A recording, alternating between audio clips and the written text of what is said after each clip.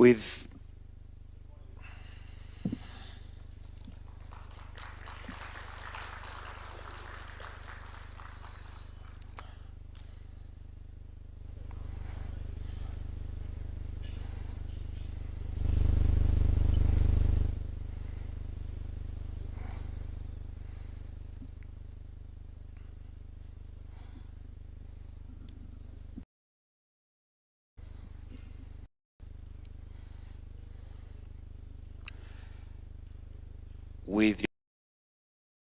your permission, Your Excellency, I'll request to remain standing as I invite Madame Elizabeth Madoka to lead us in a word of prayer.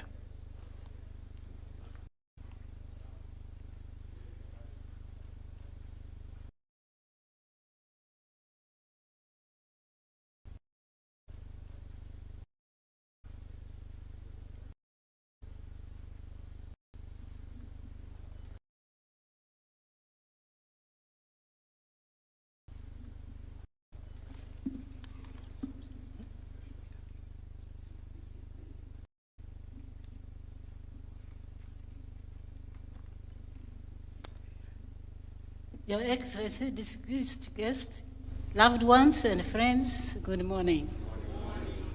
I am priest and I'm Elizabeth Madoka. I love Jesus as my Savior.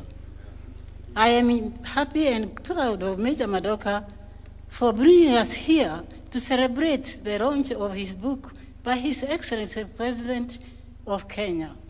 I thank the Lord God as we have gathered in this simple house of our nation, Kenya. We are not celebrating literary achievements, but also in honoring life of service to Kenya and its people by the author, Marsden Madoka. Let us pray. Almighty God, our Creator and Creator of the universe, thank you for your wisdom and grace. We bow our heads before you in thanksgiving this day, O Lord. We thank you for the gift of the strength, wisdom, and patriotism you have granted to Marsden, of which is now poured into this book. We pray for your abundant blessings upon this book. May it be its stories inspire, its lessons, guidance, and its legacy endure for the benefit of our nation. May we lift up to you, O Lord, our beloved country, Kenya. Grant us your love, peace, and unity, and prosperity. Bless our nation, President, His Excellency William Samoei Ruto, and all nation leaders. Grant them your wisdom beyond their own integrity in their decisions and any heart for justice and service. May they lead us with a vision that foster harmony and progress for every citizen in this country. Lord, surround us with your favor as we celebrate today. May all that is done there be on your glory. For we pray in Jesus' name. Amen. May we kindly take our seats. Your Excellency, Dr. William Samoei Ruto, President and Commander-in-Chief of the Kenya Defense Forces, Major Retired Marsden Madoka, Elizabeth Madoka and family, Chair, Kenya Literature Bureau, Dr. Rispa Wepukulu, honorable members present, including Honorable Amos Wako, former PS Philemon Mwisaka, all dignitaries present, distinguished guests, ladies and gentlemen. Today, we gather for the launch of a memoir, At the Ready, the life and career of a distinguished statesman. Your Excellency, to start us off on the speeches, allow me to now call the CEO, KLB, Mr. Paul Kibet, to make a few remarks before we progress. Welcome, sir. We may welcome him with a clap. Karibu sana.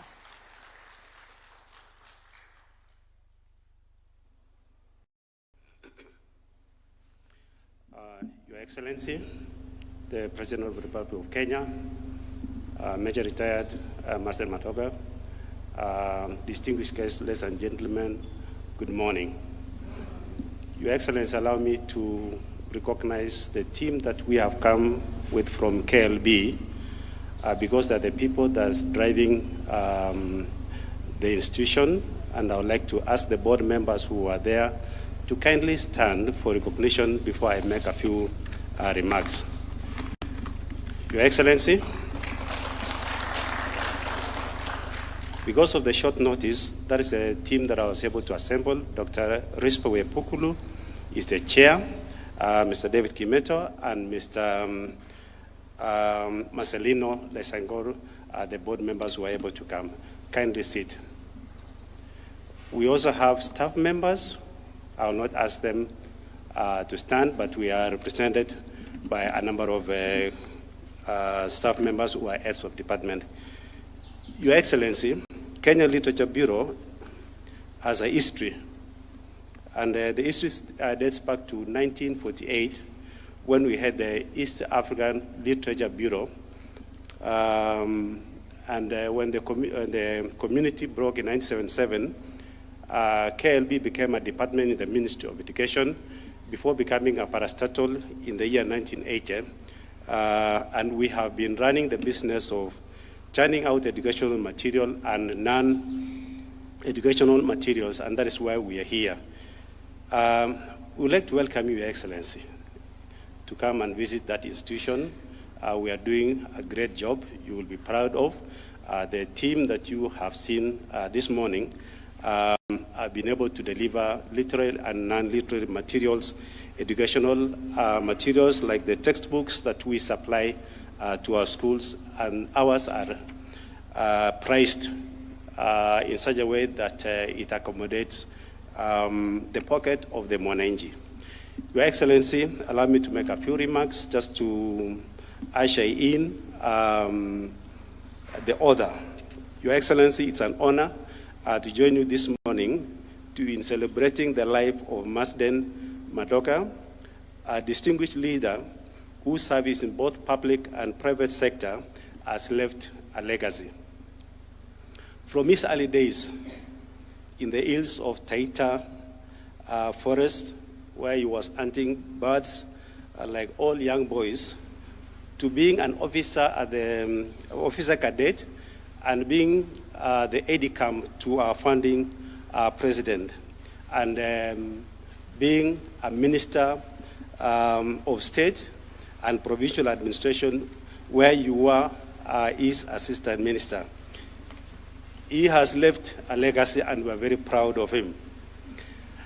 At the Kenya Breweries, he championed sports and talent recruitment, and that is why he was able to nurture at Amateur Boxing Association.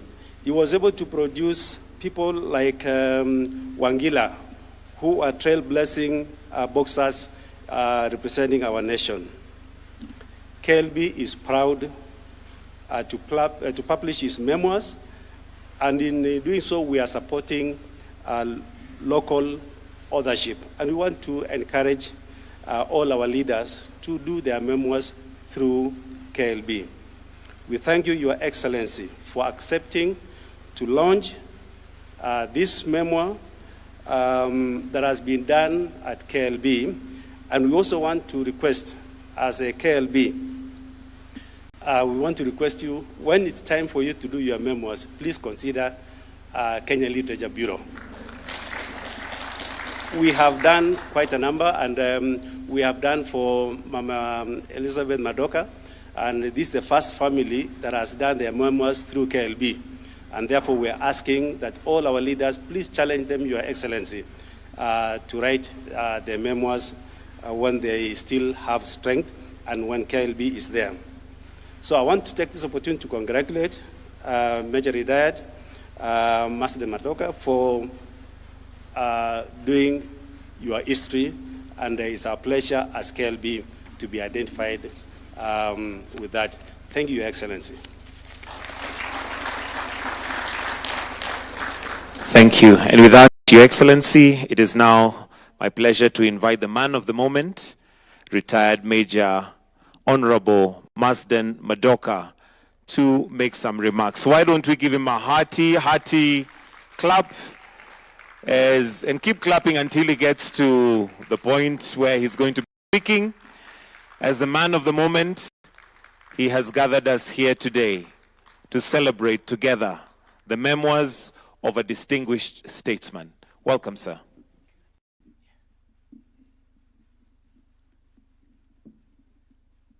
Good morning, Your Excellency, and good morning, the rest.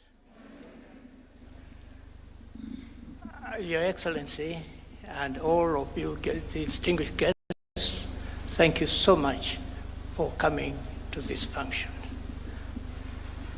When I was thinking of this autobiography, I didn't know where to start and so on. And then when also I thought, who should launch this book? You know, I had no choice but to get to the president. Because I have a history with him. When I was minister, he was my assistant minister. And one of the problems I had with him, when I had questions to be answered in Parliament, and I wanted him to be there, I will be told, no, he went for lunch with the president.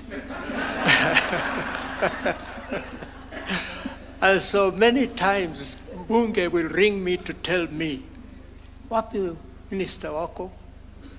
So I had to rush and answer the questions on his behalf as my assistant minister. But we got on well. I didn't tell him off, or did I? I was told he's a very ambitious young man, and now I can see, indeed, he was ambitious. You see where he is. I'm so delighted to be surrounded by so many of you here today. I feel greatly honored because it's not easy to get your friends to come and support you. But here, we've got people like Amos Wako here. He was my good friend. He was the AG, and occasionally I went to consult him. So thank you very much for coming. The State House has a special place in our lives with Elizabeth. Because we first met here in State House. I'd never seen her anywhere. But when I was chosen as ADC, nilikuja nikaangalia, tukapatana, nikaona anaanza kuonyesha dalili ya kunipenda.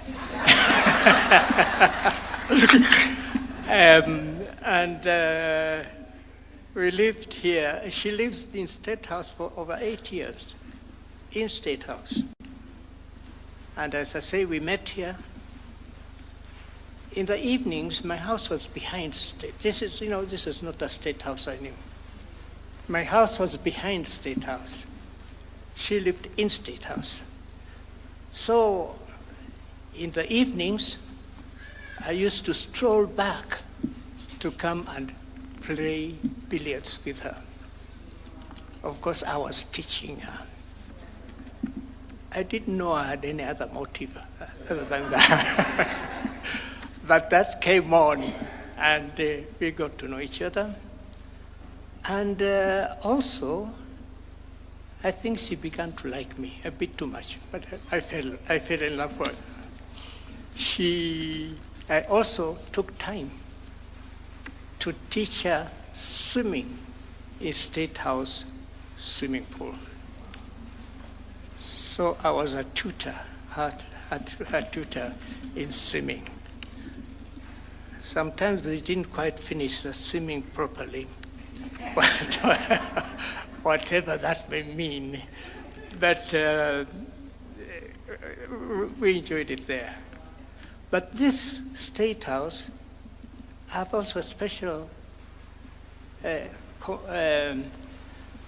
relationship, because the first multiracial school, Hospital Hill School, was down here somewhere. And the governor, Sir Evelyn Baring, was very supportive of the multiracial education.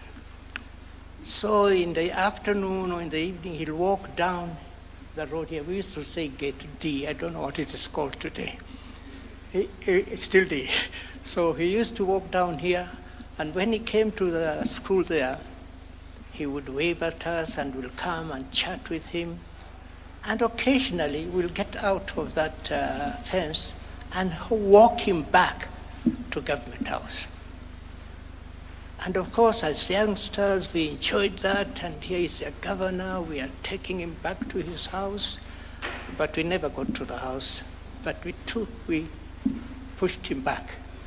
So I have that relationship. So that's why I'm saying, Your Excellency, this has special significance. So thank you so much for having agreed to host us at the launch of this book. In my history, we were the first Kenyans, black Kenyans, to join the multiracial school. It was the first multiracial school here. And when it started, there were 8 of us, black fellows. There was Dr. Marthy's children, Mareka Gichaga's children, a few others, but we were only 8. So we went to the school just down here. Mr. President, I don't know whether you've been to my school, my primary school. It is still there, but it is not a hospital school. It is one of those primary schools. And I always wish that a president like you will one day wake up and say, sasa hii shule nataka niipe majengo mapya, because they're still on the wooden blocks we used to have, and it needs to be looked at. So may I speak for them? That you see what you can do and help them to get a decent place.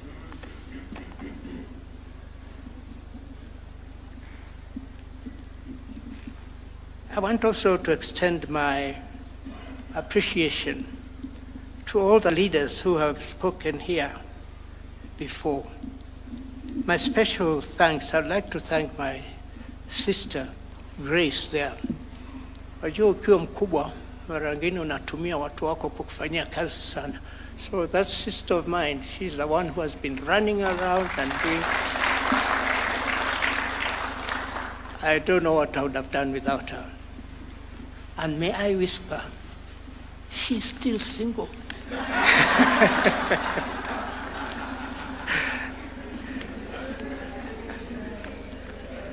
Let me also take this opportunity to thank the Literature Bureau for having taken this task to work with me.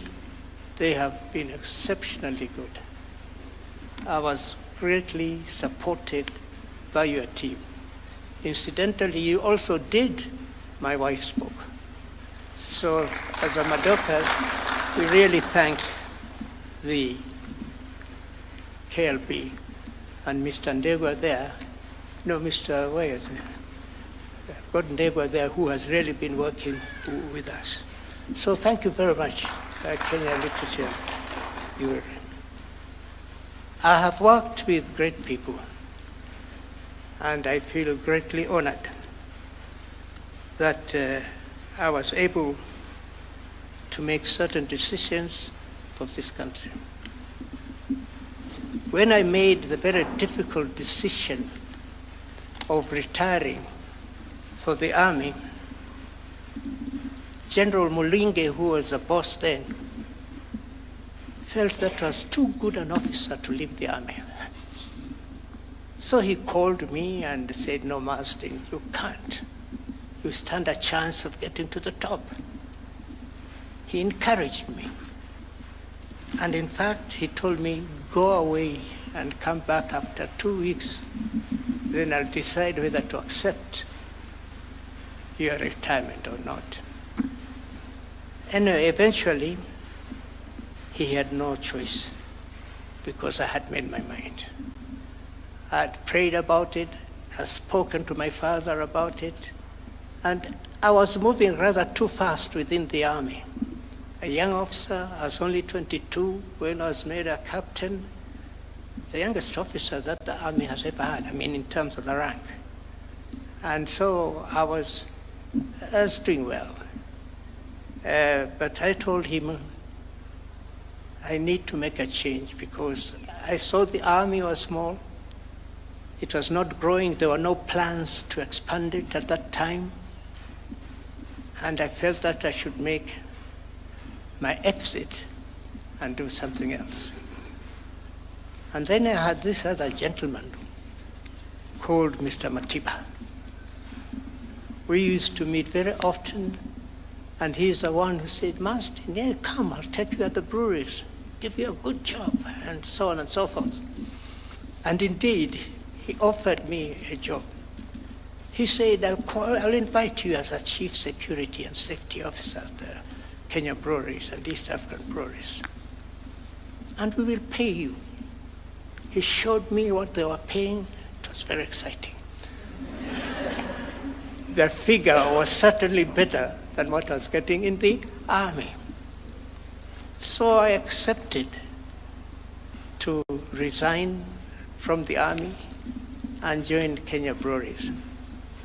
When I went to tell my army, my general, I was working as a military assistant then to General Mulinge. He called me, well, I went to tell him that I planned to leave. When I went and he called me, Marsden, why do you want to make this mistake? We are a small army, you are for a small tribe, nyinyi wataita ni watu wapole, wema. Nikasema yes, sisi ni watu wema. Lakini nipe nafasi ni ende nifanye mengine.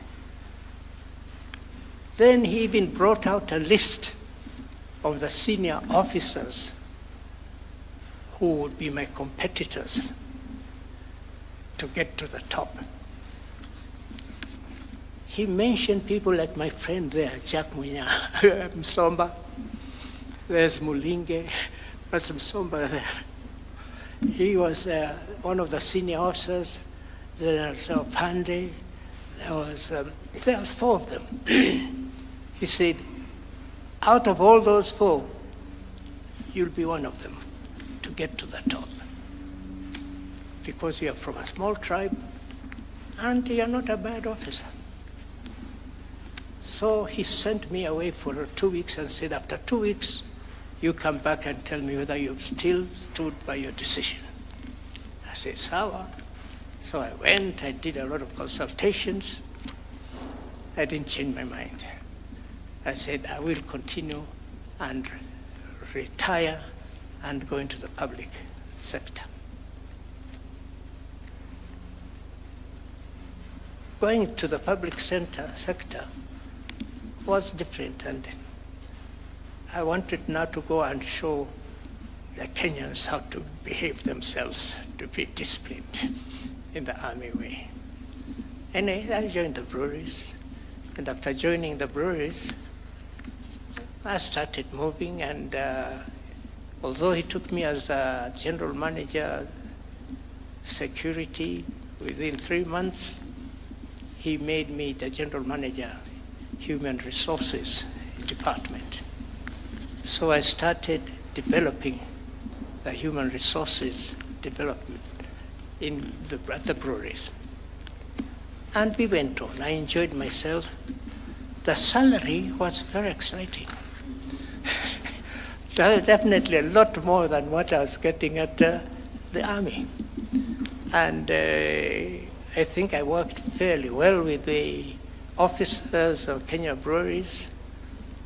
After that, they made me a director of Kenya Breweries and a director of East African Breweries. And the salary, I must say, was attractive. And I certainly enjoyed that fat salary of the breweries. But as we went on, I got interested in, once I left the army, I felt that, and the breweries was there, I stayed and I got involved very much with other social organizations. I joined sports. I took up boxing, became chairman of Boxing Association. I went into the boxing, world boxing and got promotions there. And I enjoyed boxing. And in Kenya itself, up to today, I know that I did a lot for boxing in Kenya. We won the first gold medal in boxing during my era. As well. So I served sports. I also became the vice chairman of the Kenya National Sports Council and other organizations as well. And I enjoyed my life.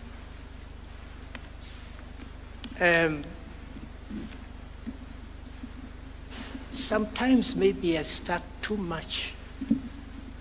I could have moved faster than just there. But I got involved with St. John's Ambulance, and we grew St. John's Ambulance. And in fact, St. John's Ambulance was a small unit. I also pushed it. The World Organization recognized St. John's Ambulance.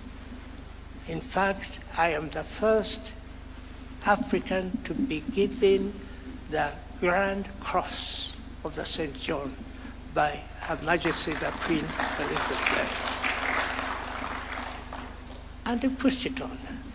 So also the world, in terms of outward bound training and all that, I was also involved.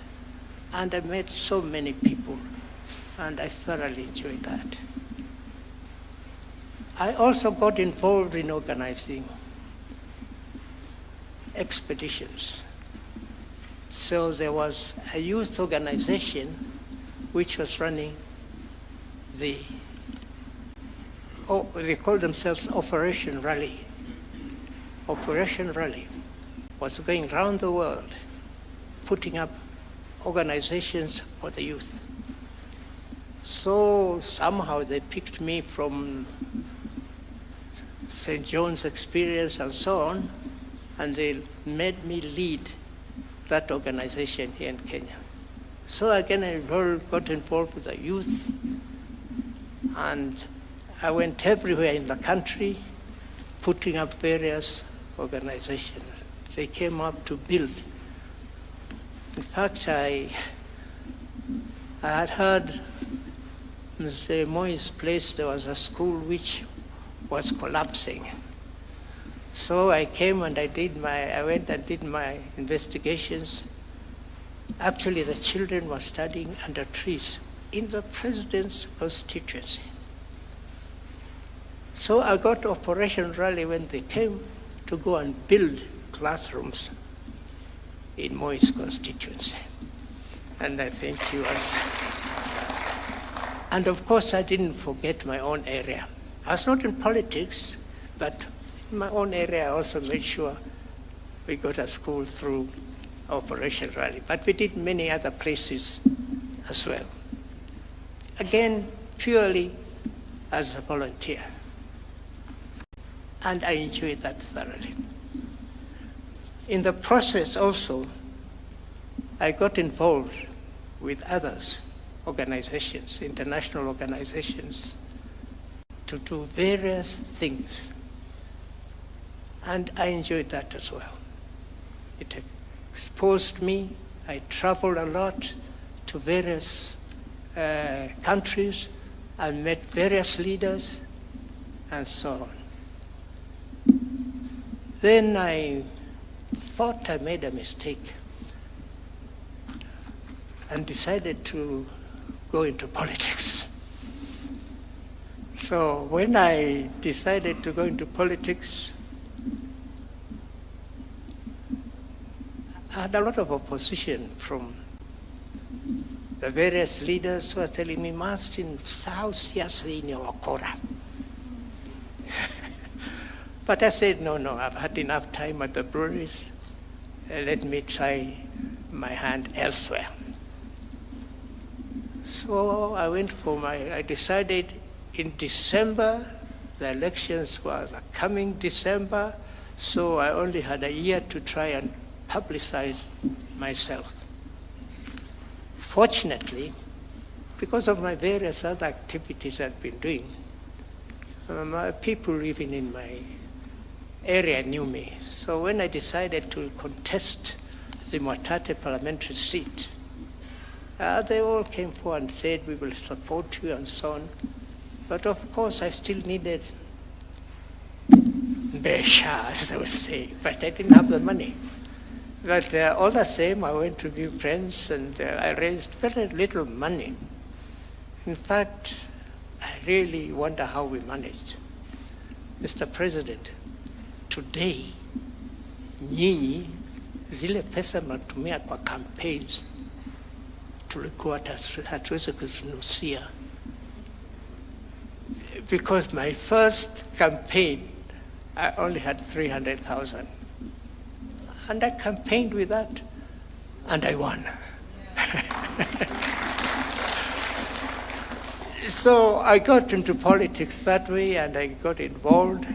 And better still, when I got there, Moi, for some reason, decided to make me his minister. So I really had no experience of a member of parliament or whatever. So I had to find my way into politics and then building a race. Then, of course, as you've heard, when he made me minister, he gave me Ruto Samoe as an assistant minister. So I had a reasonable team. They worked hard, but they had other ambitions also. So like this president, that time also he was young, but as I said, yeye alikuwa nakimbia kwa president. Nampa kazi hafanyi, anaenda kwa president. Akajijenga huko. But all the same, we worked very well together, and we were great friends, Mr. President.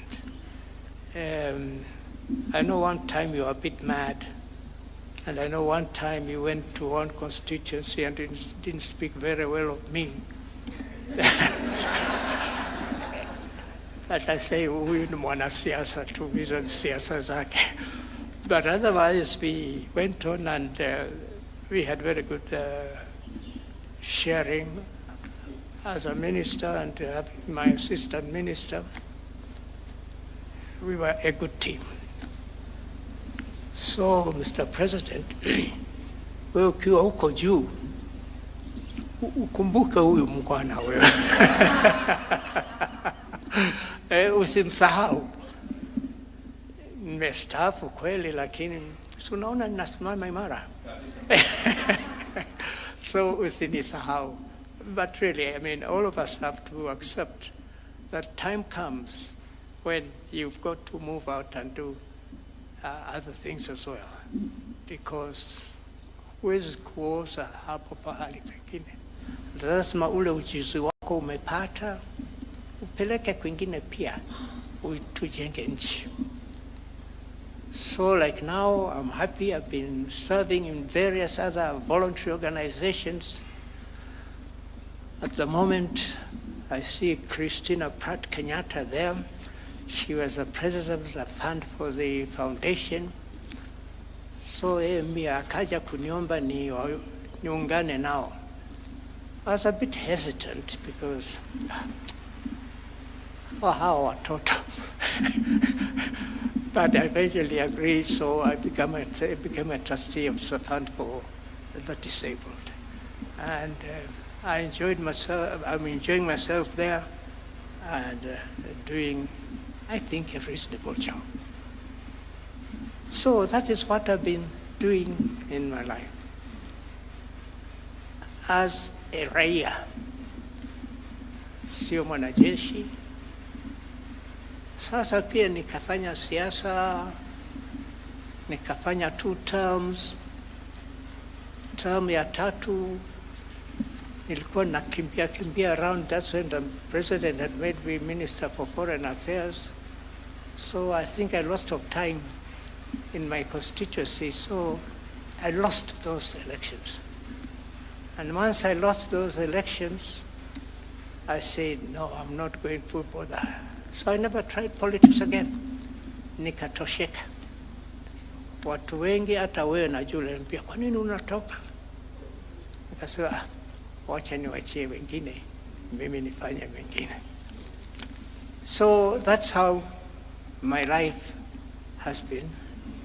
And I thank God. We had very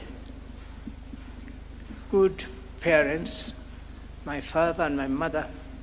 My father was a clergyman, and as I said, he was the first African curate at the All Saints Cathedral. So you can see the holiness in me.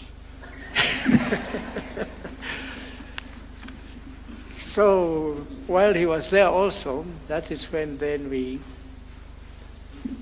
started doing quite a few things. I was also privileged then when he was there.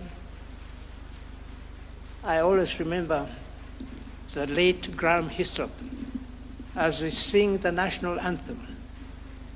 The late Graham Hislop, we came and got us at home, in the house.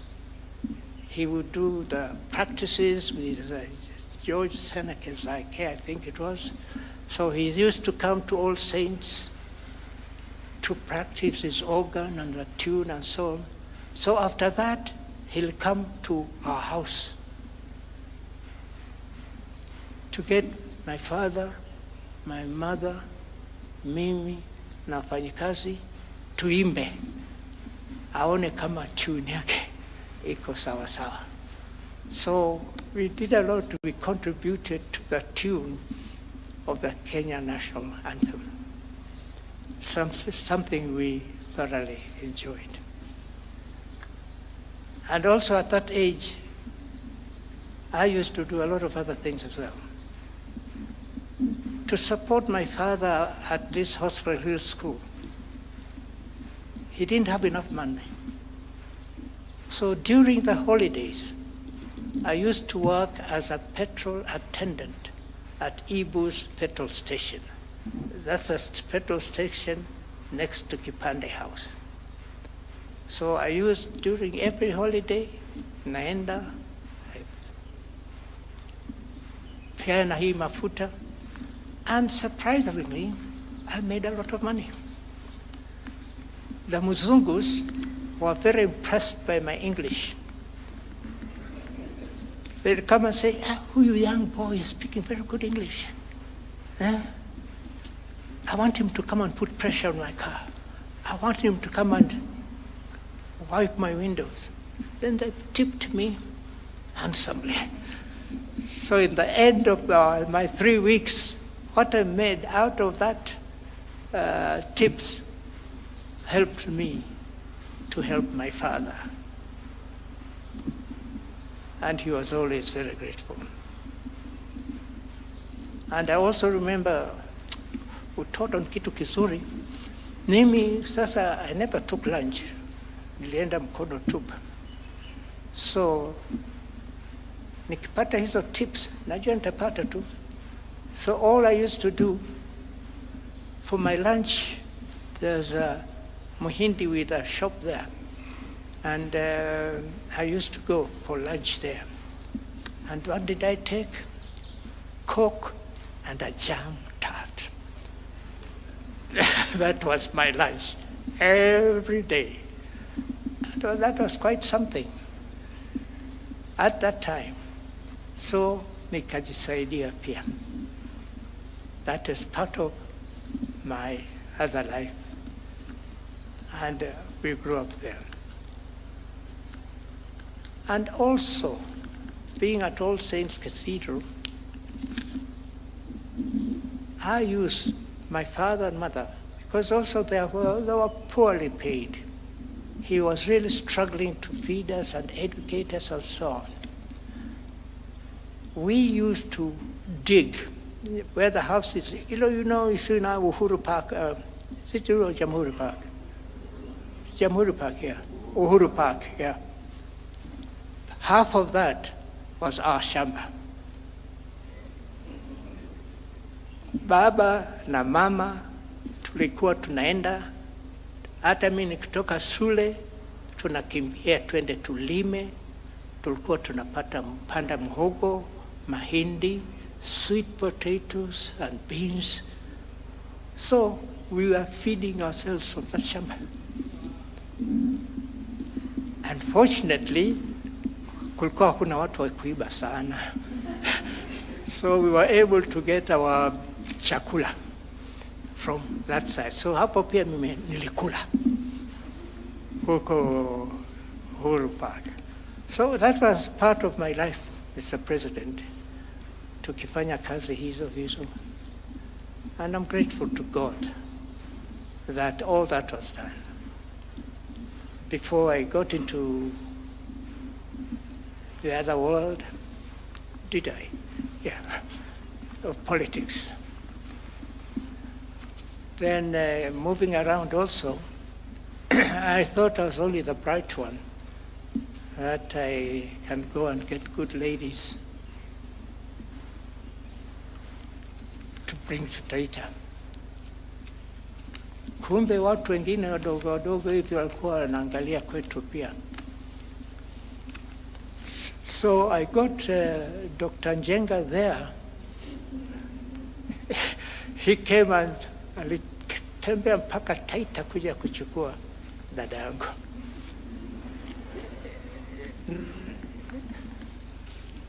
Na tumeshirikiana sana.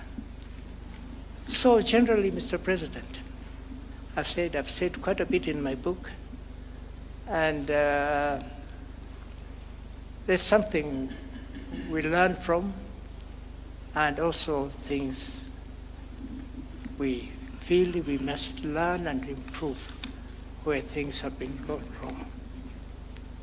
Mr. President, wewe kama president wangu, nikuulize, je, ulinifanyia nini?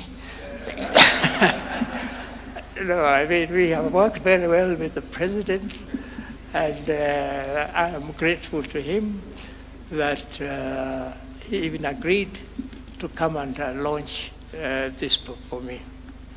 There's a lot that I can tell you, but then you won't read my book, and those books need to be bought. KLB has got to make its money. So, in fact, they told me, please make sure you don't give my books free. I said, I will not, but I will solicit. Like Mr. President, wewe unaweza kuamua today tu useme nitanunulia shule hivi vitabu.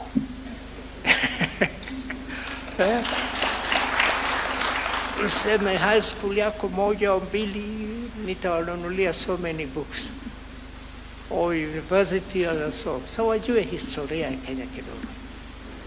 Hiyo inategemea mfuko wako. Na huo mfuko najua hawezi kukosea kidogo. Kwa hivyo, as I said, thank you very much, Mr. President, for having agreed to launch this book. And to all of you who have honored this invite, I'm truly grateful that you actually found time to come and join me. So President, wataka nikuambie nini? Niambie nikuambie nini? I know you have a lot of things to do for us.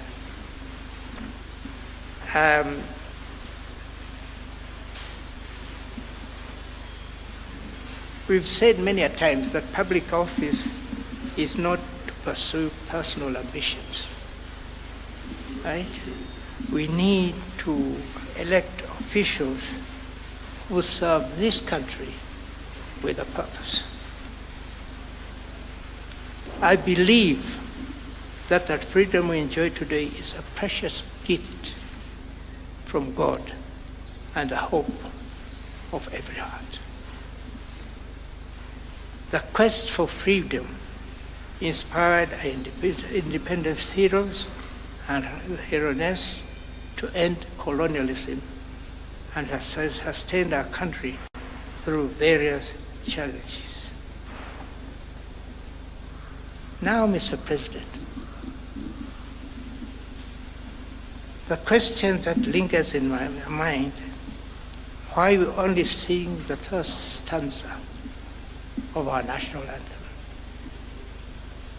The other stanzas contain much more units, much more that unites us, our country, and enforces our national values.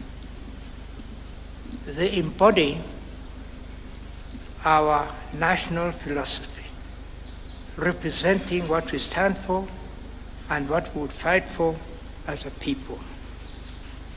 The reason that motivates soldiers like me to defend our nation is encapsulated in our national flag, anthem, and loyalty.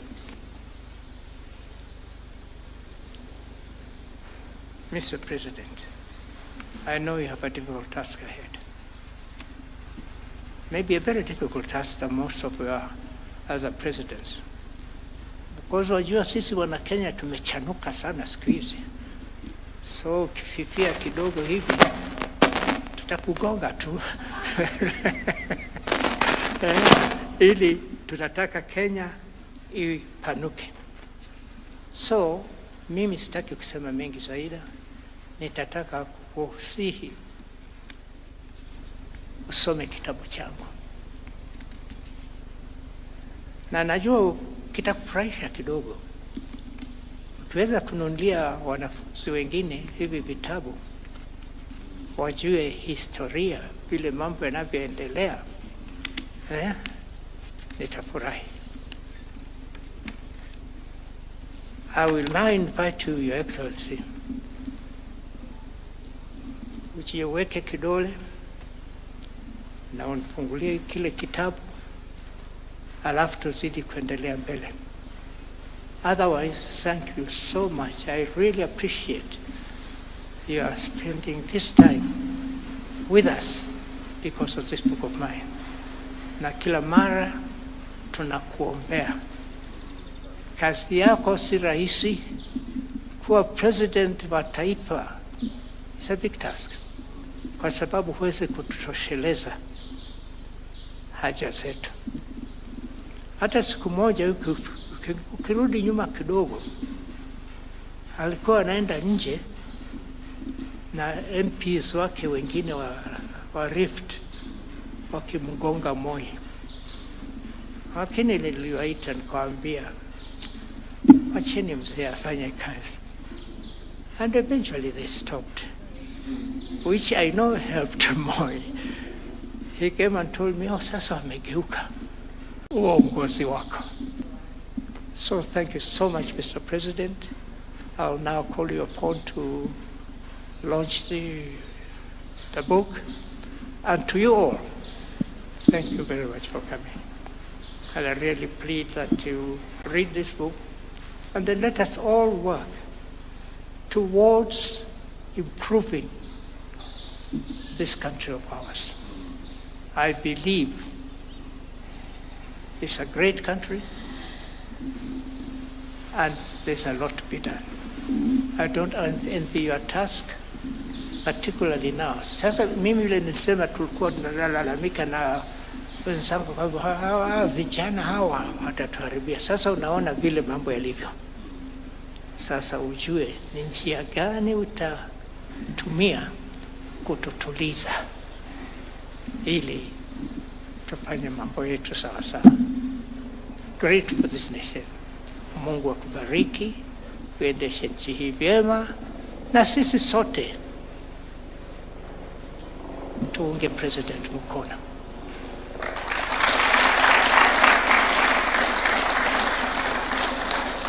Sasa umesikia hayo makofi, utakuwa supported vyema. Thank you very, very, very much. Yes.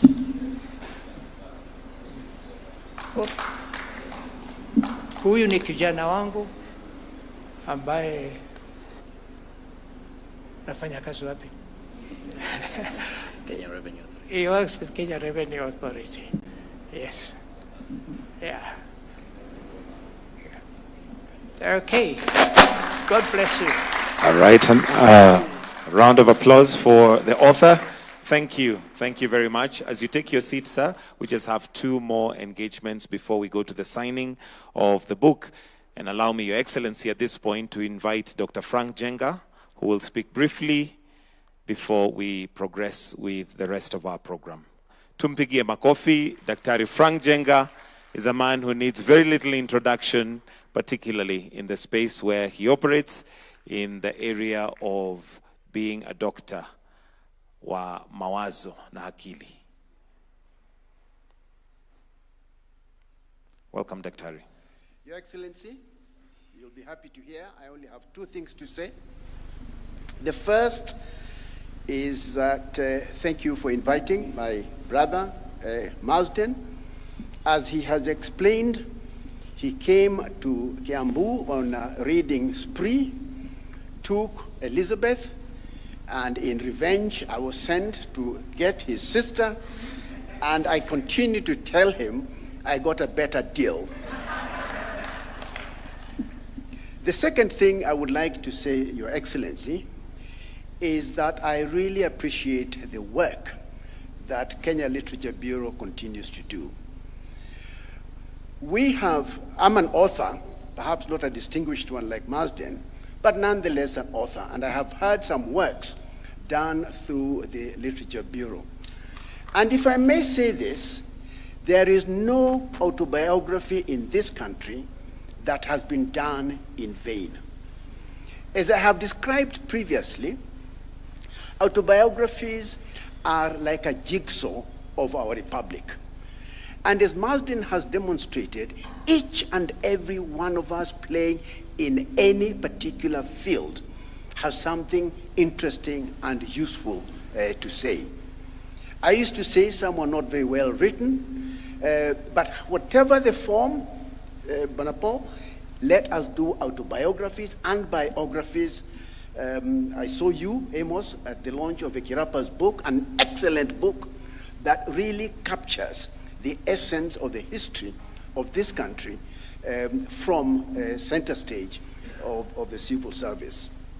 The last thing I'd like to say, because I must now allow the function to continue, is to congratulate you, Marsden. When I came in and we were in the holding room, I felt like we had a family reunion.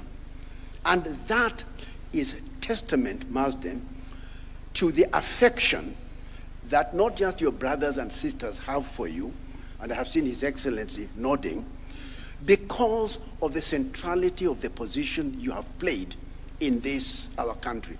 This is your family, these are your friends. At short notice, they have come and witnessed this magnanimous day. Mr. President, I've been introduced as a man who has an interest in the field of mental health. That is completely true. Without appearing to lecture, let me say this. The number 1 killer of older people now is not heart disease, is not cancer, is not smoking, it is loneliness. And I would like us to understand that when you don't visit your parents, when they are old like this, you are committing a serious crime. Loneliness, more than anything else, is what is killing us. Marsden, you have invested in friends all your life, and that is the reason that you don't walk alone anymore. Your Excellency, allow me to stop there and to thank you for hosting all of us. On behalf of all these guests, thank you, Mr. President. Thank you, sir. And also allow me, Your Excellency, to now invite the former Attorney General, Honorable Amos Wako, to also just make some brief remarks. Tumpigie makofi akija tafadhali, anene machache. Karibu.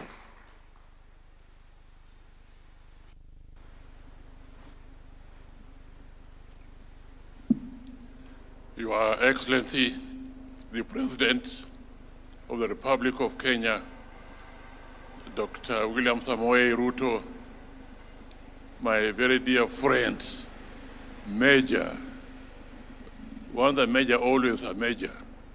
Don't say retired. Marsden, Madoka, and his dear wife, Elizabeth, the family of the Madokas, the friends of the Madokas.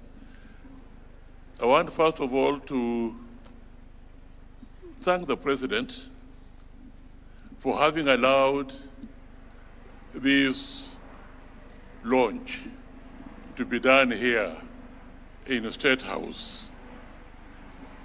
I don't know, any of you, whether you are surprised when you got the invitation from Marsden to come. I'm having a big launch. Then I was waiting to hear it will be at Serena Hotel or it will be at Karen Club or some other place. But it was going to be at State House. I was very, very surprised, pleasantly surprised. Thank you, President, for making this State House truly a State House that belongs to the people. People have come here, and we are now here. And thank you particularly because you allowed Marsden to launch his autobiography here. I cannot think of any couple, short of the President, the first families and so on, who have dwelt in this place from their very youth, who have married very here when they were here, and who have made enormous contribution in laying the foundations of how this place should be run than Marsden and Elizabeth. And that you allowed them to come here and launch their life history.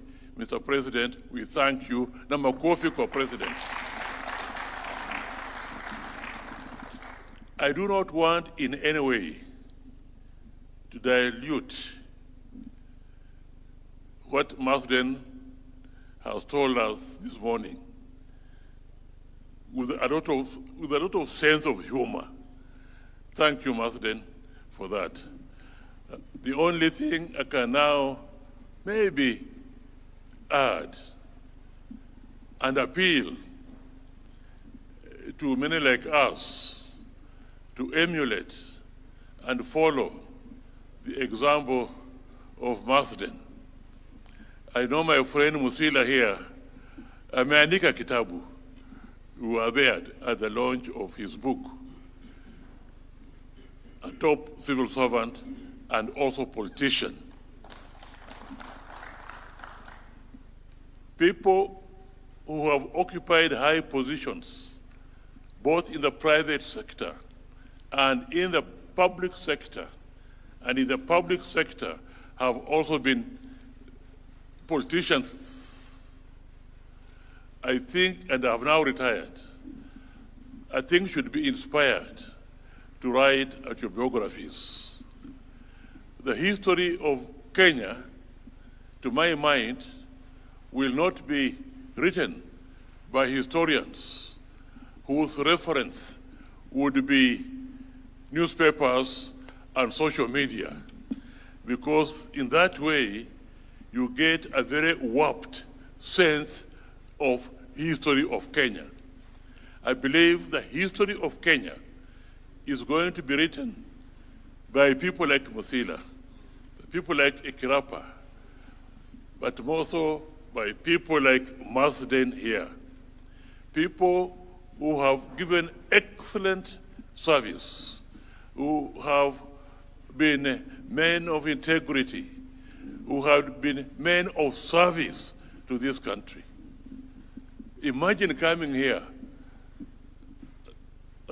when you are very young to be, I think, the first African State House controller and staying here for a long time. And you are handsome and all of the time standing behind President Jomo Kenyatta, the father of the nation. Imagine that. Imagine somebody taking part in a beauty pageant, the first of its type in Kenya, soon after independence, and being crowned as Miss Uhuru, Miss Kenya, the first one, a beautiful lady walking on the steps. And imagine the handsome man behind President Jomo Kenyatta. And imagine the lady who became Miss Kenya. Imagine them getting married in a wonderful wedding. I can tell you, your wedding inspired most of us. And we said, if we grow up, we would want to be like Marsden and Elizabeth in the way they bear themselves. So thank you so much. I was encouraging Mrs. Pratt here, my friend, you should also write a book because you have something to say. You have something to say for Kenyans to read and benefit. But it is autobiographies such as this that out of them will now come a history of Kenya which is realistic and which is true to the facts and which is not based on perceptions. It is based on reality.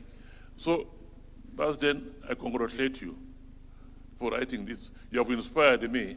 I'm now thinking that maybe I should start writing something. The only thing is that maybe I was sleeping, but you didn't tell us how long it has taken you to write. I remember attending a launch about 2 weeks ago of an advocate and also a corporate person at Serena, had begun by saying, it has taken me 20 years to write this book. I went to him afterwards and told him, now, you have inspired me, but if I take 20 years, will I be able to complete my writing the book? I don't know how long you talk. I may want to follow your example if it was a shorter time to write something, to put down something. You have inspired me, and thank you. You always inspire me. We worked together with Marsden when he was the Minister for Internal Security and Provincial Administration, and he did his job excellently well. He was in that position, and then he was also Minister for Foreign Affairs, and we worked again very closely together. The family of Marsden and my family, we are friends. This Dr. Njenga was just spoken here. We have been cracking jokes since when, 1961 or what? In London and everywhere else when we were students. So, to me, President, thank you for allowing this event to take place here. Thank you, Marsden, for inspiring me. And I don't want to touch on aspects of your life. I would just want to appeal to those who are here. Having listened to you, I hope they'll now go ahead and buy the book, which I believe is on sale, but the marketing persons will tell you. East African Literature Bureau, I did not know that they publish biographies such as this. I didn't know until today. But me, I was not an author, but before most of us here were born, around 1956, my father published a book with the East African Literature Bureau. called The Customs and Traditions of the Luyas. He published in the Luya language, and then was later translated into the English, and I will negotiate with you to republish it because it's now in demand. Children want to know what are our traditions, what are our roots, and my father's book will come in handy. And I'm the administrator of the estate of my father, so I look forward to royalties from that book. Thank you very much. Thank you very much, sir. I'll now request that we all be upstanding as we welcome His Excellency, the President, to make his remarks. Why don't we welcome him with a hearty and warm clap as he comes to address us. Welcome, Your Excellency. Thank you very much. Let's take our seats. Asanteni sana. Let me take this opportunity first and foremost to welcome all of you to the launch of the book written by my boss, Major Marsden Madoka. Ladies and gentlemen, Major Marsden Madoka has truly lived up to the title of his memoir, At the Ready. Throughout his life, he has always been ready to serve, ready to lead, and ready to give of himself for his country and this nation. His story reminds us that patriotism is not about words. It is about action, about the choices we make, and about the service we give each other every day, every time, and to humanity. When we read At the Ready, we do more than revisit history. We are invited to walk alongside Major Madoka through Kenya's journey, to see our country's story through the eyes of someone who stood right at the center of its making. It is not just a book of memories. It is a gift of wisdom and reflection, reminding us where we've come from and what truly matters. Major Madoka has won many hearts in his lifetime: a soldier, a corporate leader, a minister, and a philanthropist. But through all these roles, one thing has never changed: his love for Kenya. His compassion has always pointed home, and in every duty he undertook, he carried the same values of service with honor, diligence, and humility. Listening to him this morning speaks to all those. His life challenges each one of us, wherever we are, whether in government, in business, in community, or in our families. May we also serve with humility, with competence, with passion, and with compassion. He reminds us that leadership is not about titles or positions. It is about purpose, integrity, and the difference we make in the lives of others. When I received a letter from Marsden that he wanted me to participate in the launch of his book,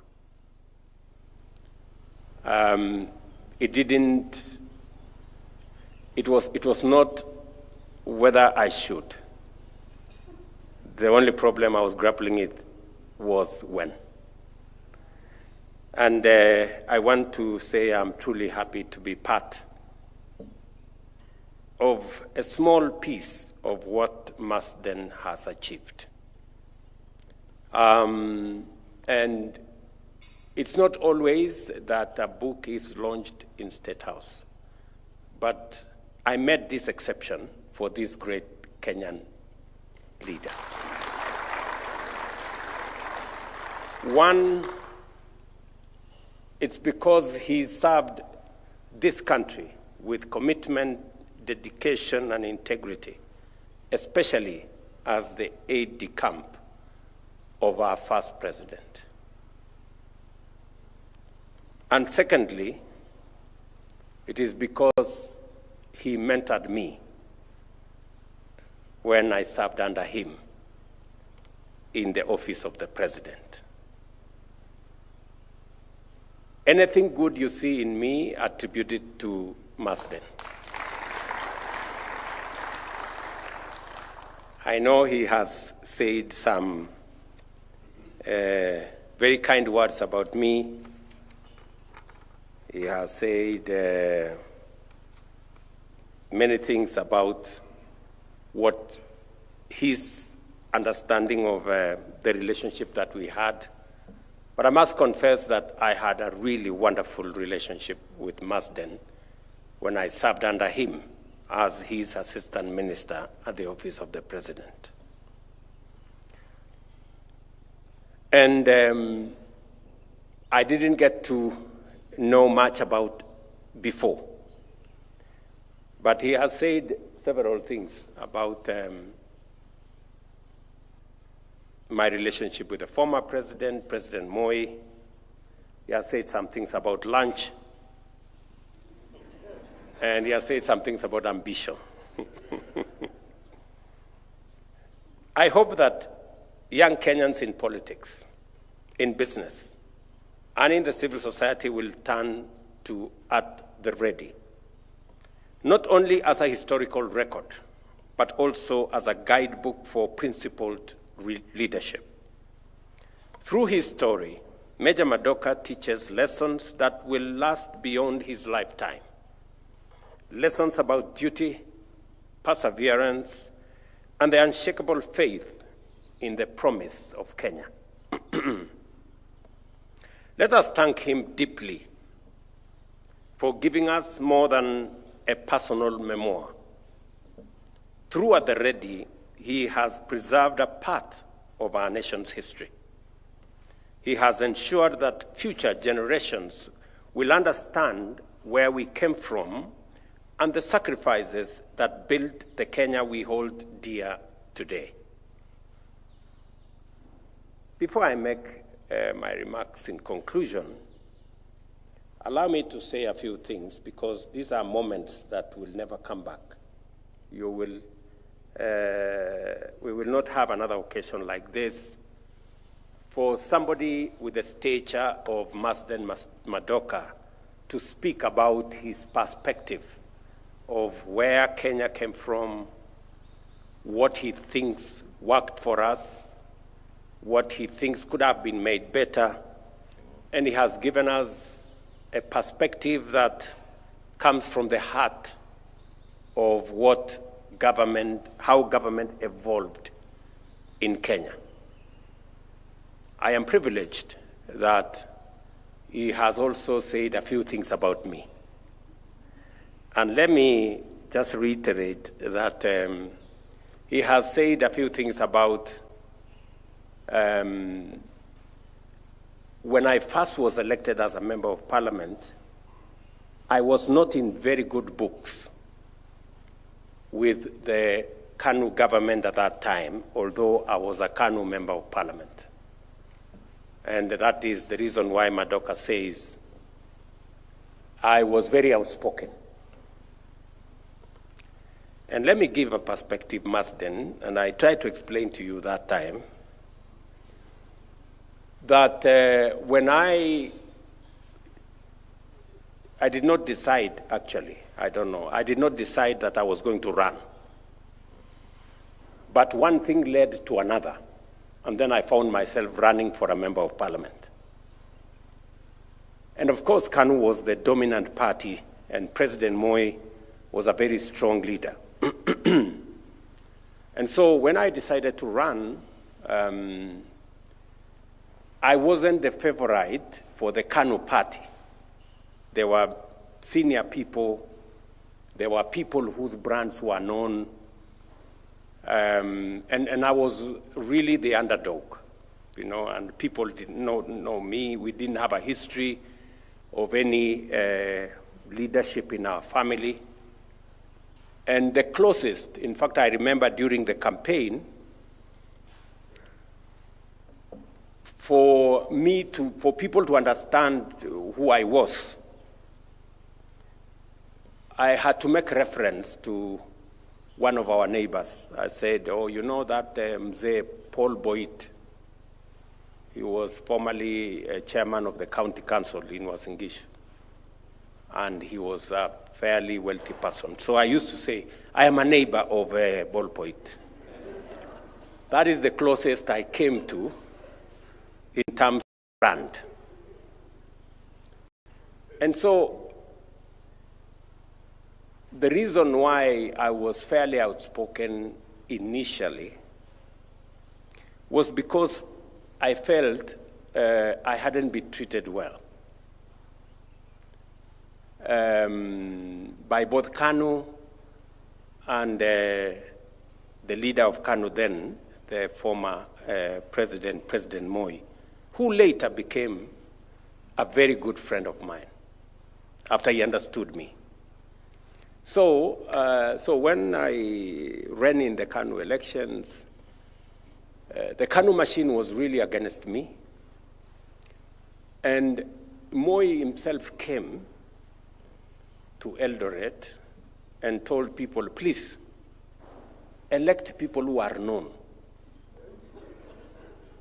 And he mentioned the name of our former member of parliament. He was called Saina. He mentioned the name of another very wealthy and known person called Chesire. And he said, I understand there are some characters running around here, you know, and we don't know them. So be very careful. So, and I was in the crowd there, you know, okay. So, but it didn't deter me. I ran, and finally I defeated these big people in the KANU nominations. So then we were all KANU now nominees. Then President Moi came to Eldoret for the presidential rally. Now I have been nominated. We were 3 people nominated in Uasin Gishu. So then President Moi is there and he says, okay. He, of course, campaigned, asked for his votes, and then he said, okay, and there are people who have been elected here, members of parliament. In fact, one of the members of parliament, one of the 3, had been elected unopposed. He was called Mr. Tarar. So he said, thank you very much. You have elected Mr. Tarar unopposed. And then there was another teacher there. He had also been nominated. And then myself. And so when it came to me, he said, then there is this other one who,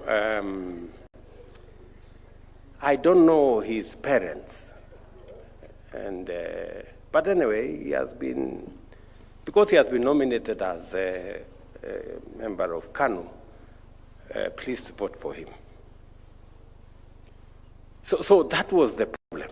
That Marsden. And I tried to explain to you that time. I felt it was very unfair that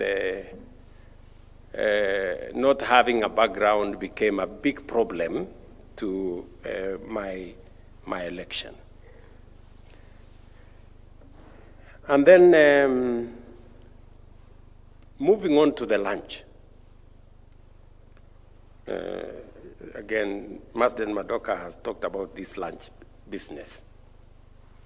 So subsequently, of course, when I had been elected and I was, and I used to speak a lot, you know. I think I have reduced nowadays. And of course, Moi started to see, oh, this young man is a bit noisy, but he speaks sense, or so he thought. So slowly, he said, he asked Bishop Yego then, and another gentleman called Hosea Kiplagat. So he told them, this young man, I understand he's a member of our church, the IC church, okay. But why is he making noise? Why don't you look for him? So Bishop Yego came and met me, and then he told me, now, you know, and Bishop Yego is somebody I really have a lot of respect for, because when I wanted to get married, I went to look for him to come and preside over my wedding, because I had a lot of regard for him. So he came and told me, now you have been elected. Moi is like your father. And you are also a Christian. So in all this noise you're making, where is your Christianity? And where is your regard for this old man as your father?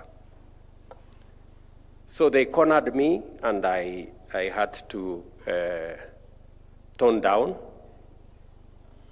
And of course, there was Marsden, who also gave me a few lectures.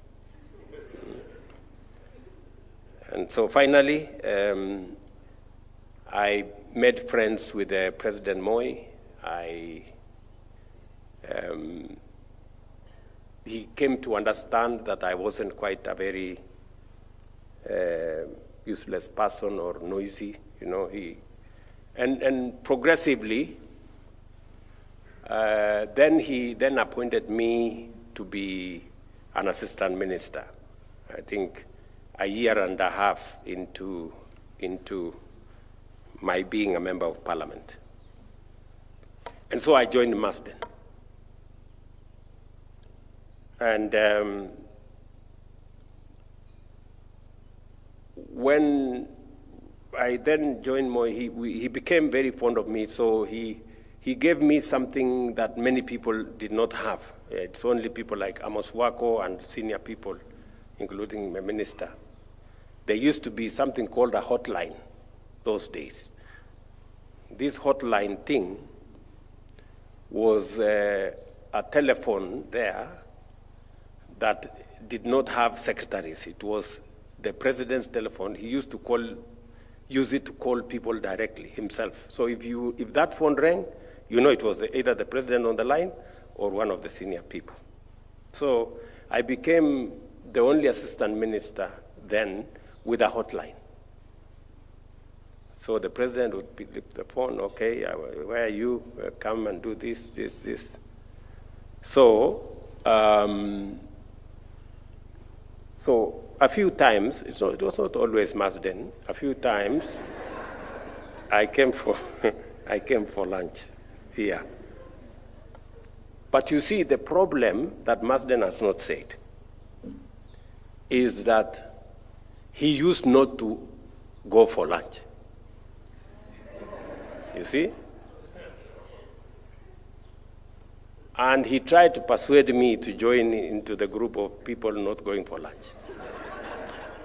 So I remember during lunchtime, he would shut his door and take a nap in his office. True, Marsden? Yes. Just imagine now somebody telling you, during lunchtime, we take a nap to learn.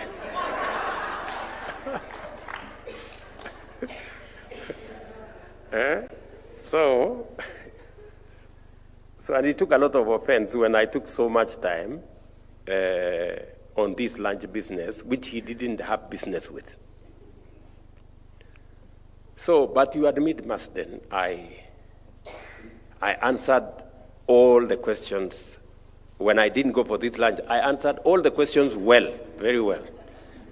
And we did very well then as a pack, myself working under Marsden.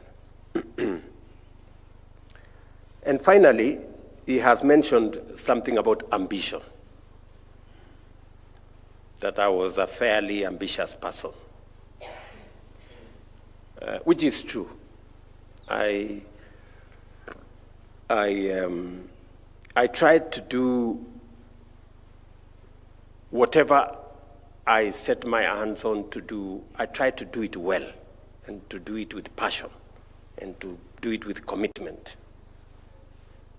And I have no regrets whatsoever in being ambitious and having a passion for what I do, because I have come across many leaders, many members of parliament, many governors, people who are elected. And once they are elected, they behave as if they were forced into these offices. They are very reluctant. They lose interest. They don't have interest in what they are doing. They have no passion for what they are doing. And they end up doing a very poor job of the very heavy responsibilities that come with leadership.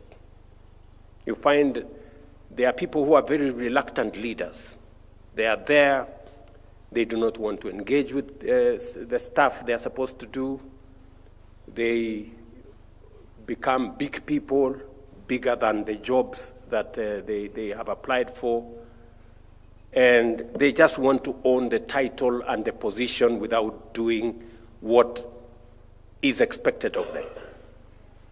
And that is what Marsden has written in his book. It's not about position, it's not about title. It's about what gets done. Many a times I am accused of micromanaging stuff.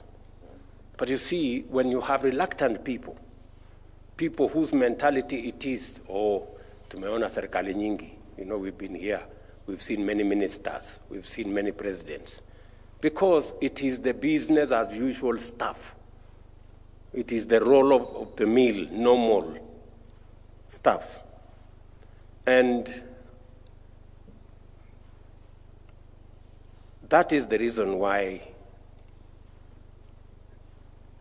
I have taken it upon myself in the last 3 years to raise the ambition of our country. For far too long, Marsden, we have worked with the usual. We have made peace with mediocrity. We have, our standard has been the average. And somebody wrote a book and said, the enemy of the average. It makes you think you are not too bad, but it limits your ambition to do anything better. So, that ambition, my boss, Marsden, is what is driving me in this country.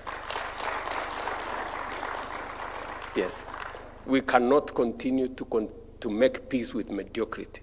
We cannot operate with the average. We cannot be about the usual and the normal. We have to raise our ambition.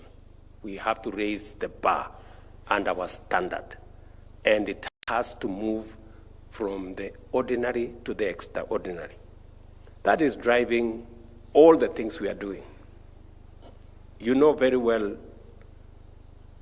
my predecessors, President Moi was great with education.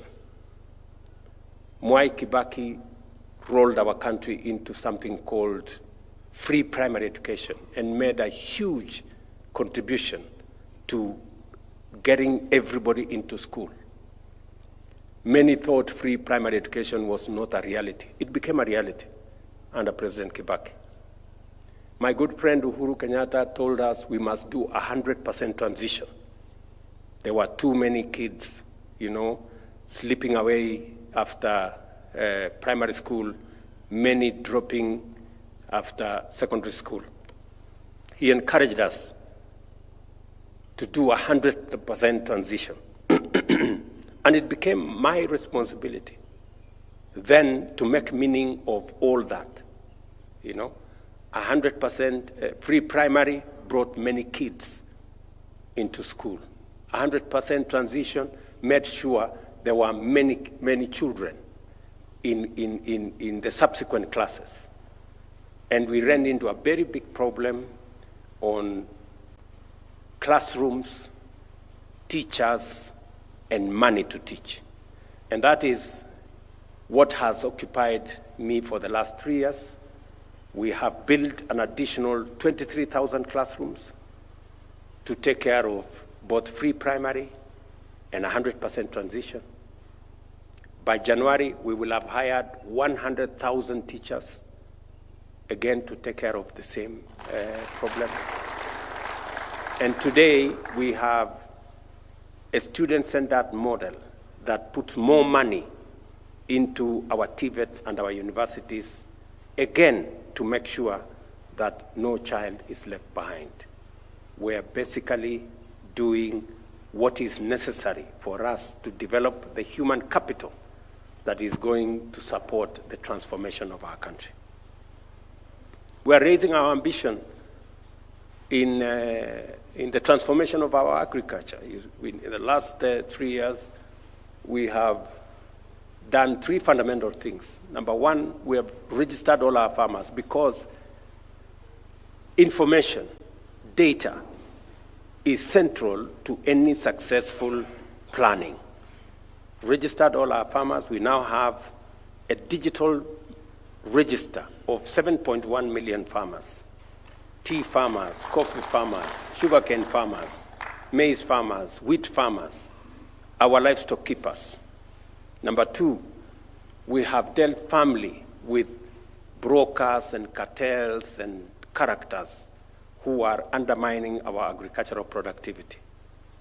Number three, we have brought government subsidy into the equation, not to subsidize consumption, but to subsidize production. That's why we are subsidizing our fertilizer, we are subsidizing seeds, we are putting more money into the milk sector, public resources. And today, I can confidently say that we have laid a good base. Our tea farmers are producing more, making more money. Our coffee farmers are producing more. Our coffee prices have improved significantly, from about 60 shillings a kilo to almost 120 shillings a kilo. Our wheat farmers are making more money.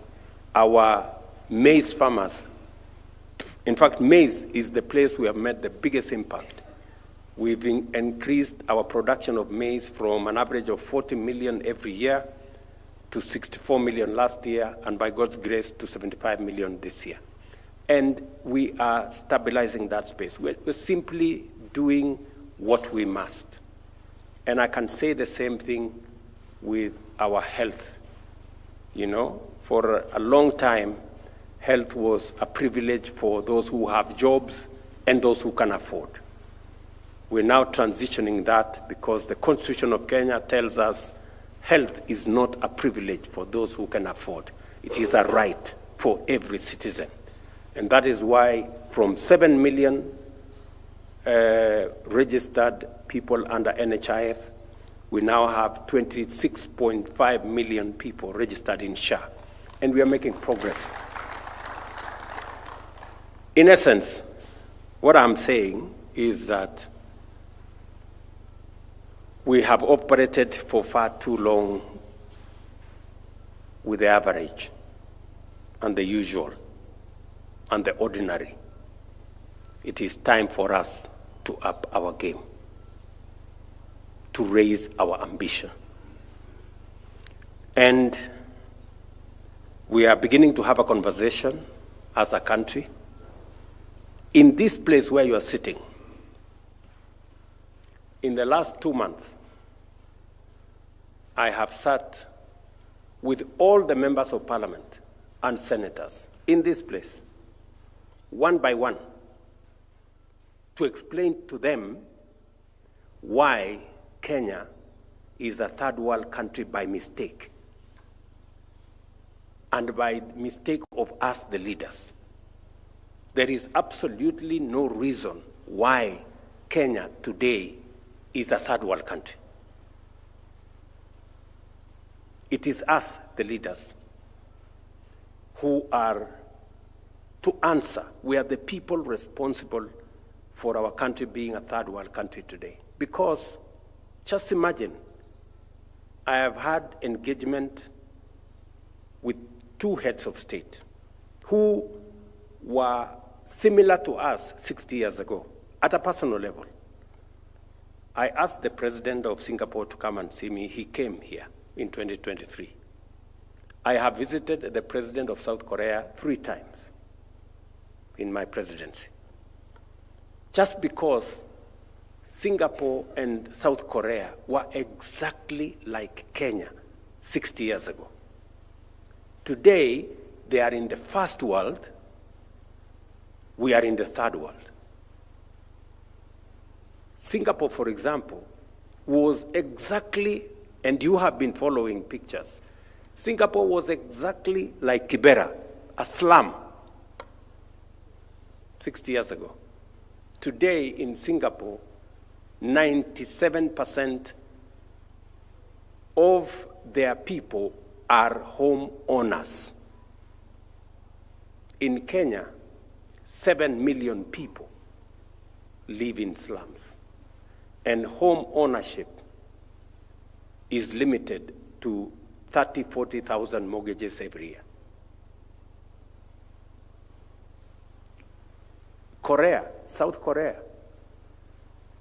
if you look at the GDP per capita of South Korea, in 1963, it was $79, exactly like Kenya. GDP per capita for Kenya in 1963 was $80. Today, GDP, and by the way, South Korea is an agricultural country like Kenya. We are the same in everything. Their education was like ours. Their economy was our size. Their people, population, almost the same. But today, South Korea is in the first world with a GDP per capita 20 times that of Kenya. In fact, they lend us the money, 80 billion shillings. South Korea lend us to do Konza City. Just imagine. The difference between us and them? Leadership. It's not money, it's not resources, it's not all those, it's just leadership. And that is why I've taken time over the last 2 months to speak to leaders, members of parliament, senators.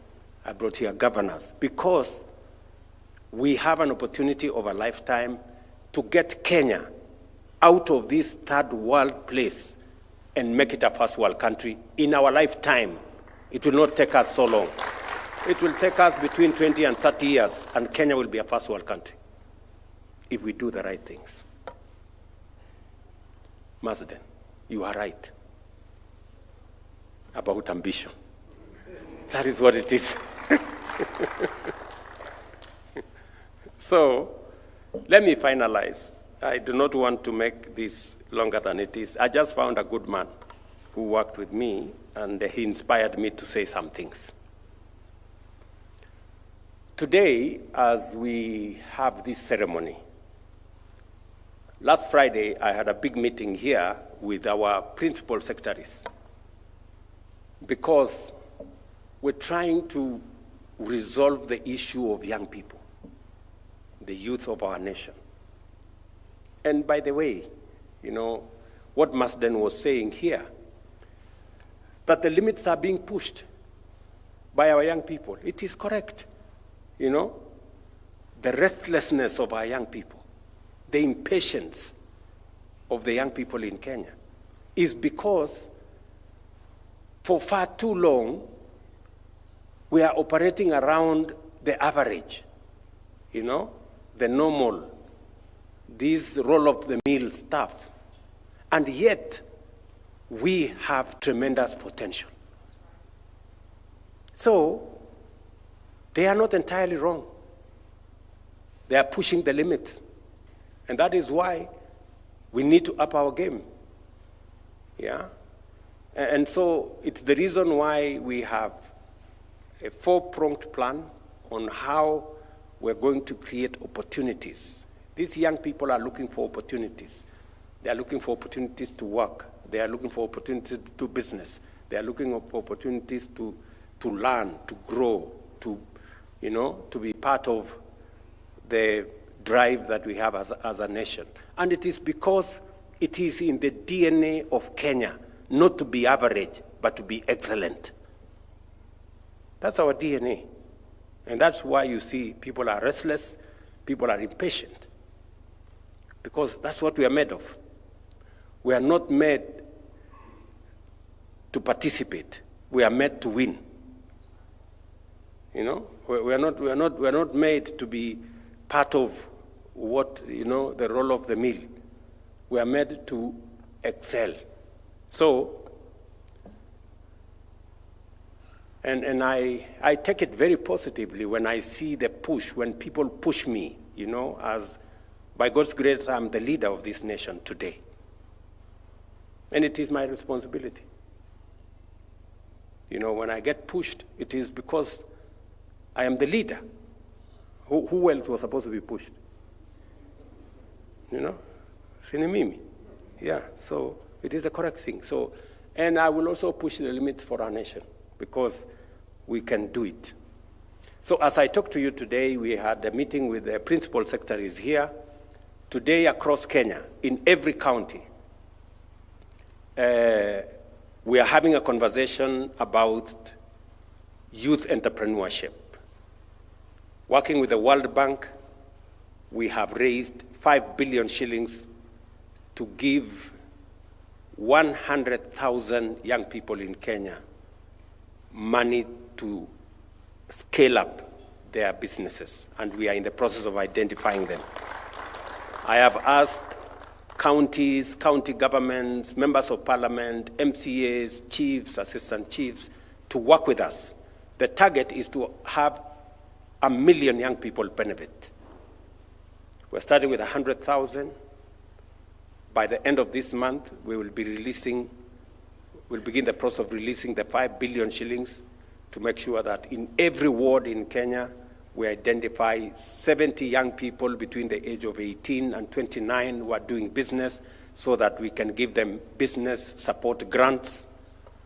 We're also looking for 90,000 other young people who have no formal training so that we can take them through formal training, pay for their stipend, make sure that we support them to gain skills and competencies, working with with our TVETs.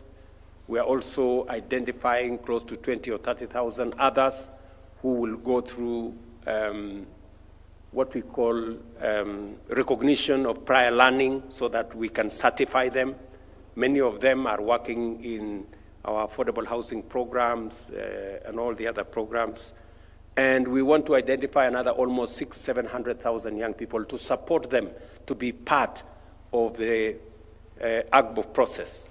Government procurement. We have a lot of government procurement that's going on, and young people are not participating because of many roadblocks. So we want to prepare them so that the budget we have a huge budget of procurement, close to 200 billion, that is supposed to be reserved for young people, people with disability, and women. But that is not, we're not uptaking that. They're not participating, and we want to see how we can improve their skills. So that exercise is going on across Kenya today, and allow me, Marsden, to use this launch of yours to ask members of parliament, members of county assemblies, our Ngao officers from chiefs and assistants to participate with us as we focus on how to mainstream the participation of the young people in our nation, rally their energy, rally their talents into growing our country. Others will be participating in our housing program, markets program, hostels program. Others are participating in our export of labor or labor mobility program. Others are participating in our digital jobs program. Others will participate in what I've just said as we try and create a broader base of opportunities for the young people of Kenya to contribute their talent, their energy, their expertise, their knowledge in driving the economy of our country and in driving the progress and development of Kenya. As we celebrate this remarkable man, Marsden Madoka, let us also take to heart the spirit of his title. Let each one of us, in our own way, strive to be at the ready. Ready to serve, ready to lead, and ready to build a better Kenya for all of us. I thank you, and God bless you.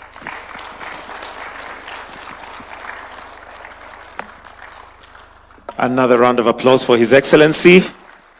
And as we do that, allow me now to invite the author, the man of the day, to come and take a seat right here as he does a symbolic signing of a copy of At the Ready.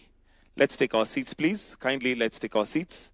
And I'll request that, Your Excellency, you flank him together with Miss Kenya 1963 to also come and flank him as he appends his signature on this wonderful launch day of this particular book.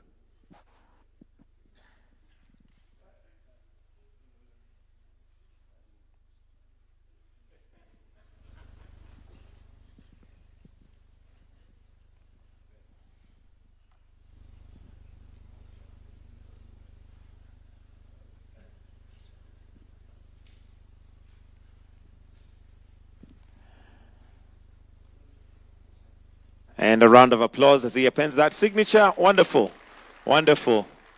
And isn't it a wonderful story to hear that he met Miss Kenya at State House? He has also come with Grace, his sister, at State House. So who knows?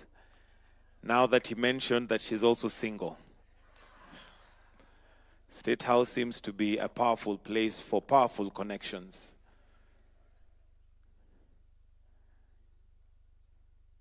After signing of the book, we'll request that then he will present it to His Excellency, after which His Excellency will also sign 5 copies before we have a brief photo session.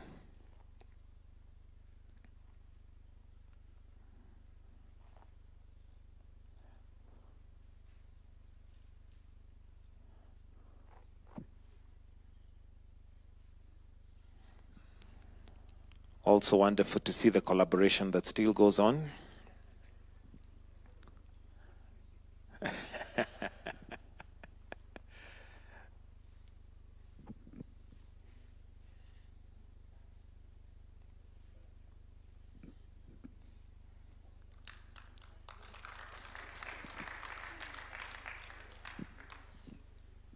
Your Excellency, for the photo, we'll request that maybe we can present the copy right here, if you don't mind.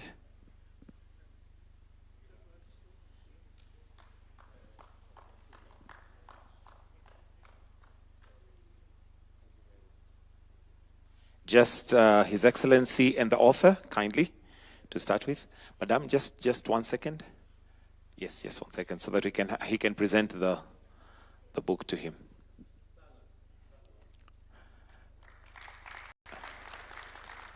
Wonderful. That's right there.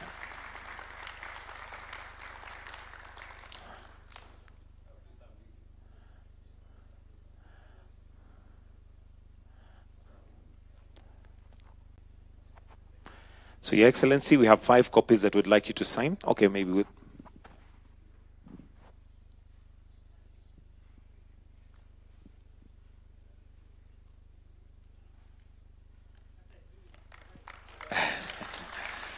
Perhaps while we're still there, Your Excellency, we may have one photo with the family, just the family members, immediate family members, so that once we proceed to that side, immediate family members, oh, he's here.